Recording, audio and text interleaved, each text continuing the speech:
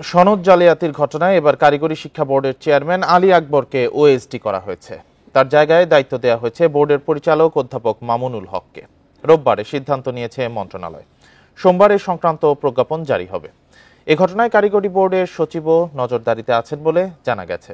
বিকাশে কম খরচে ক্যাশ আউটের লিমিট বেড়ে 50,000, প্রিয় এজেন্টও 2টা। সংশ্লিষ্টরা বলছেন, সাধারণত চেয়ারম্যান ওএসডি হলে বা অন্য কোনো ঘটনা ঘটলে বোর্ডের সচিবকে ভারপ্রাপ্ত চেয়ারম্যানের দায়িত্ব দেওয়া হয়। কিন্তু কারিগরি বোর্ডের সচিব মিজানুর রহমানও সনদ বাণিজ্যের সন্দেহে নজরদারিতে আছেন। এ কারণে তাকে কারিগরি বোর্ডের চেয়ারম্যানের দায়িত্ব দেওয়া হয়নি। শনিবার রাজধানীর উত্তরা থেকে কারিগরি শিক্ষা বোর্ডের চেয়ারম্যান মোহাম্মদ আলী আকবর খানের স্ত্রী মোসাম্মদ সেহেলা পারভিনকে গ্রেপ্তার করে গোয়েন্দা পুলিশ।